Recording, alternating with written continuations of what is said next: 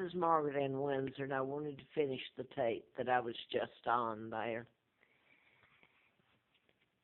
I wanted to say that if you care to get that tape, because it is very important. I don't know where it gets me anymore. I've spent my life. I was kidnapped and tortured, and my sons, I don't know if they're alive, and I've been telling this. And really, people want to kill the messenger. But let me finish what was on that tape. Carl Smith was an FBI agent. He was there at Warren House Apartments in '80 when I'd been filled full of antifreeze in Atlanta, and I had received a letter from the FBI about national security involved in ongoing investigation. The antifreeze was put in April 1st of '80. After the letter, I'm illegally taken across the state line. I should have died, gone in a coma and died. So it was a living hell that I was going through.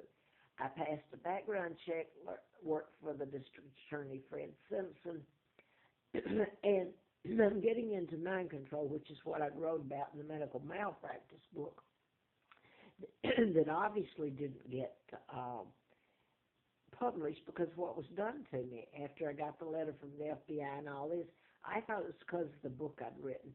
It was because of my kidnapping. I'm Margaret Ann Windsor, given the name when I was brought here in '41, kidnapped and put in Alabama, Moulton, Alabama. I was given the name of the twin, Peggy Ann Dempsey, and married to Childers.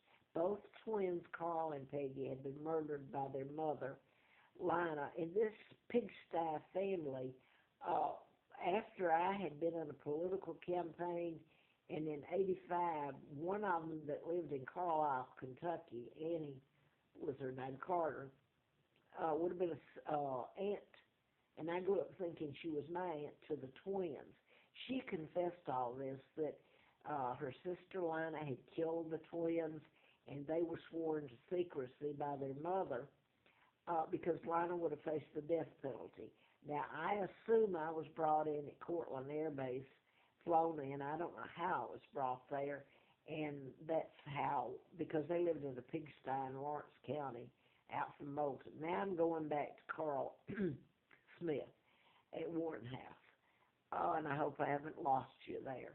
But he's the FBI agent that was sent there, so my tracks were laid down to do the book, to get the letter from the FBI, to get filled full of antifreeze, go across the state line and work for the district attorney Simpson, as in Wallace Simpson. It's a name game. If it's in a pattern and it can be proven. But Wallace Simpson was supposed to marry my father, King Edward VIII, and he was supposed to have abdicated, and they were supposed to become the Duke and Duchess of Windsor, which was a total lie. My father was legally married to American Claudia O'Keefe, a teacher, sister to Georgia O'Keefe. I was born in '39, heir to the British crown, Victoria II. My own uncle, George VI, had taken down his own brother and became the illegal monarch, so that's all illegal. But Joe Kennedy was ambassador back then, appointed by Roosevelt. So my own family sold me out and my dad out. So Elizabeth is illegal, and she doesn't have to answer to anyone. The New World Order did it, the Rothschilds, Rockefellers, the Jewish, who have been in power for a long, long time, and the Bilderbergers. They're the Illuminati, the Freemasons, the New World Order, which your presidents, all of them, have been, maybe not Jimmy Carter, but a part of it. Members of the New World Order, which are in place now. So I'm going to go back to this, what Carl said to me. He was telling me about the three children he had, that the mothers, they were raped using mind control, and they didn't even know it. So the children were born, and he had pictures of them. He even gave me the name of one, and I'm not going to say it here. I think he just told me that she had been raped. Using mind control. I don't think she had a child, but anyway, she was Oklahoma. Well, I'll go ahead and say it. She was a Miss runner-up for Miss America, and she's from Oklahoma, so you can go back. I know who he meant. But anyway, he introduced, so he had been told to tell me all this. And I've told it, and all people know it's true. They're afraid of it, but most of all, kidnapping a monarch, they hate me when I tell it and what's been done to me when I'm afraid to tell it anymore. It's like they get mad at me, like, how dare you? You're insulting me. Like I've done something to them.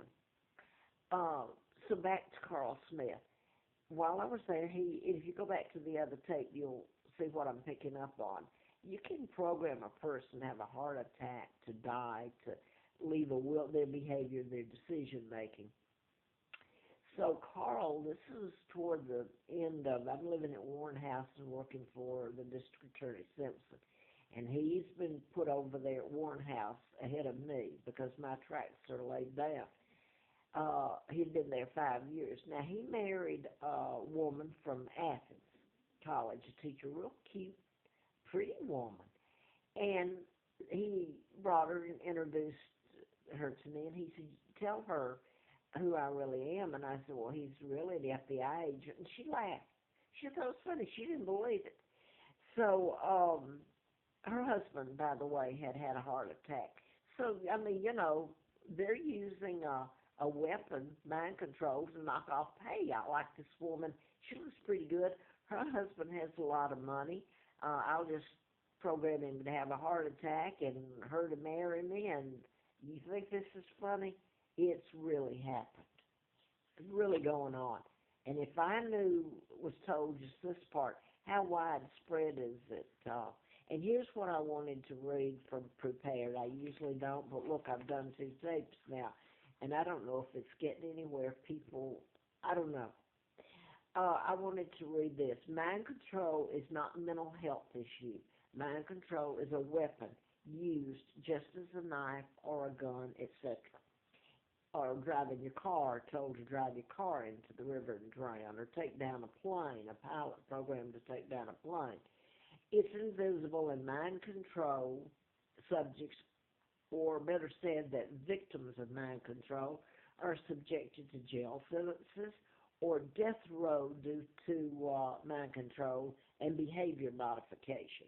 Children at an early age, since the 50s or before, have and are being programmed, behavior modified. Their parents send them to therapists or psychiatrists where they're treated for a non-existent illness. You have to stop the programming, the mind control. It has nothing to do with mental health. So it's a non-existent illness, and they are diagnosed as having a mental disorder, which follows the subject for the rest of their lives. It really does. It's on a background check. Once a psychiatrist has diagnosed you, there's a buddy system you wouldn't believe, and they're not going to, it would be hard to undo a diagnosis. Now then, mind control subjects are given their behavior's been modified, and they're sent to a psychiatrist or therapist. They're treated for mental disorder, mental illness, and labeled with that.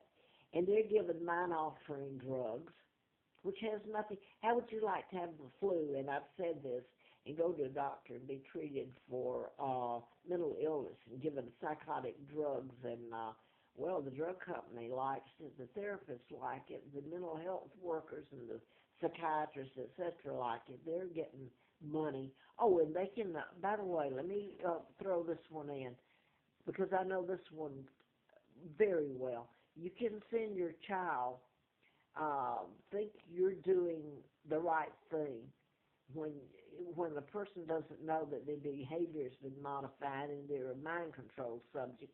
You can let the doctor send them because you think that's the right thing to do. They're a doctor, right?